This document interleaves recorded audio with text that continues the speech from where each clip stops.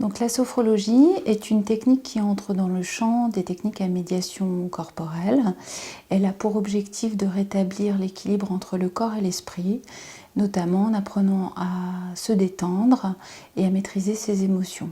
Elle s'appuie sur 3 axes, la respiration comme outil de gestion des émotions, la détente musculaire qui permet d'apprendre à sentir son corps en état de relaxation et l'utilisation de visualisation positive, faisant appel à des ressources d'images positives, de souvenirs notamment. Donc la sophrologie peut permettre aux patients d'évoluer vers une existence un peu plus sereine, vers un meilleur équilibre, un meilleur bien-être dans son quotidien, notamment en apprenant à gérer le stress et l'anxiété liés à la chronicité de la maladie. Donc la sophrologie permet également de travailler sur la confiance en soi, qui est entamée par la visibilité de la maladie, la visibilité des atteintes au niveau de la peau, et donc d'apprendre à se sentir autrement dans son corps, pas que uniquement au travers de ces manifestations de la peau, mais savoir aussi qu'on a d'autres ressources et pouvoir faire appel à ces autres ressources. Donc dans le cadre d'un accompagnement en sophrologie, le patient reprend un peu en main son suivi, le suivi de sa maladie, en étant acteur. Les exercices qui sont transmis dans les séances de sophrologie sont des exercices qui sont à refaire à la maison. Donc la sophrologie sort du cabinet et trouve une implication directe dans le quotidien du patient. C'est en ça que c'est une technique qui permet d'avoir une sensation de meilleure maîtrise de la maladie, de meilleure maîtrise de son psoriasis. Donc la sophrologie permet d'accompagner la maladie, ne peut la guérir, mais en tout cas donne des outils de sorte que les symptômes soient moins envahissants, plus gérables dans le quotidien et moins invalidants. Donc c'est une technique qui s'adresse à tous. Les enfants pratiquent la sophrologie, tout comme les personnes âgées, que l'on soit stressé, anxieux, nerveux ou au contraire très calme. La sophrologie s'adapte complètement à tous dans la mesure où c'est une technique qui présente plusieurs possibilités d'exercices, exercices qui seront plus ou moins adaptés selon les profils des patients concernés. Donc en tout cas, il n'y a pas de restrictions particulières concernant les patients qui peuvent accéder à la sophrologie. Donc certaines des techniques de sophrologie permettent de réduire les facteurs aggravants. On sait que le phénomène du grattage suscite l'amplification des poussées de psoriasis.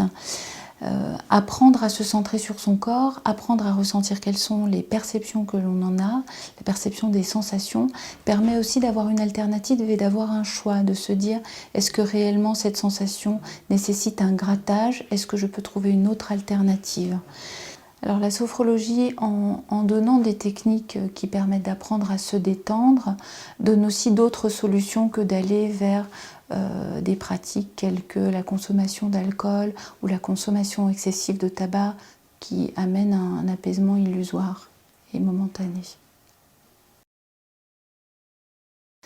Donc la douleur qui est générée par la maladie, que ce soit dans le cadre du psoriasis ou du rhumatisme psoriasique, peut être améliorée par la sophrologie dans la mesure où la sophrologie donne des techniques pour atténuer la douleur, apprendre à utiliser la respiration pour être dans une meilleure observation des sensations et dans une perception plus juste de la zone douloureuse, de façon à la circonscrire et ne pas la laisser être envahissante. La douleur entraîne aussi une fatigue physique importante, fatigue physique qui s'accompagne d'une fatigue psychique qui parfois peut avoir des conséquences délétères sur le sommeil.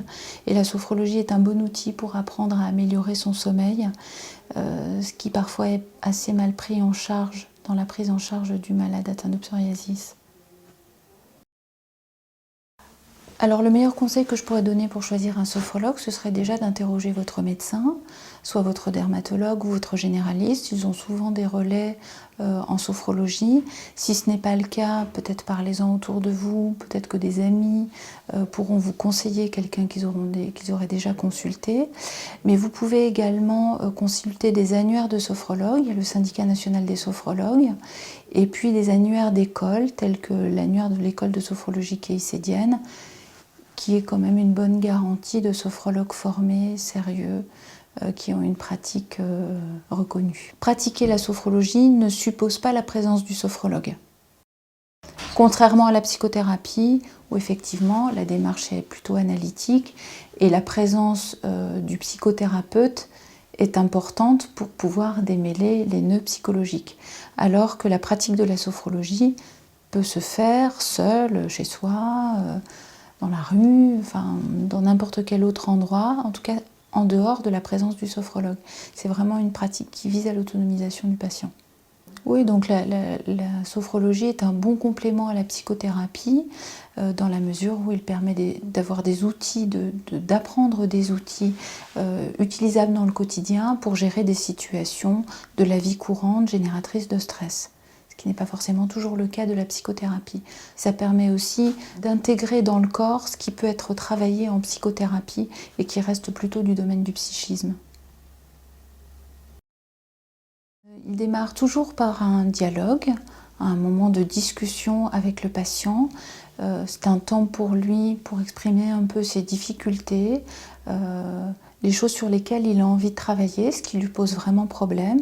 Et ensuite, le sophrologue adapte des techniques qui seront une aide à cette problématique précise. Et après ce temps de dialogue, donc vient un temps de pratique d'exercice, notamment d'exercices respiratoires, d'exercices de relaxation ou d'exercices de visualisation pour intégrer donc la détente dans le corps, la détente morale. Et à la fin de ces exercices, il y a une espèce de moment de débriefing où le patient peut relater quelles ont été les sensations dans le corps, qu'est-ce qu'il a perçu, quelles ont été les émotions, de façon à les inscrire une nouvelle fois, après les avoir vécues, les inscrire de façon plus mentale et psychique. Donc une séance dure environ 1 heure, avec une proportion de une trentaine de minutes à peu près de pratique d'exercice. La plupart du temps, les sophrologues permettent aux patients d'enregistrer ou eux-mêmes enregistrent en format audio ou bien sûr maintenant avec les smartphones c'est assez commode de façon à ce que les patients repartent avec une trace sonore pour pouvoir pratiquer les exercices de façon plus facile. Alors pour avoir une idée un peu de à quoi ressemble un exercice de respiration en sophrologie, on peut peut-être explorer l'idée que la respiration a 2 fonctions. La première, à l'inspiration, est d'activer, d'énergiser, et à l'expiration, c'est plutôt de ralentir le métabolisme. Donc un exercice de sophrologie peut avoir une intention de dynamisation en imaginant compter sa respiration et en insistant sur la phase inspiratoire. Si par exemple j'inspire en comptant jusqu'à 6 et que je souffle en expirant jusqu'à 3, j'appuie et j'insiste sur j'énergise, je dynamise, puisque je passe plus de temps à inspirer. Si au contraire on fait un exercice dans l'autre sens, c'est-à-dire qu'on passe plus de temps à expirer qu'à inspirer, par exemple j'inspire jusqu'à 3 et j'expire en comptant jusqu'à 6, on appuie sur la fonction ralentissement du métabolisme. Donc c'est un exercice qui aura plus un objectif de détente et de relaxation. Alors en sophrologie, on emploie les exercices de visualisation qui sont notamment la capacité que nous avons à faire revenir des images de situations que nous avons vécues, des souvenirs, et notamment des situations positives par lesquelles on peut revivre dans le corps toutes les sensations qui y sont associées. Faire revenir un souvenir de vacances, s'en rappeler, avoir les odeurs, avoir le ressenti corporel, permet de mobiliser des ressources et de les réactiver.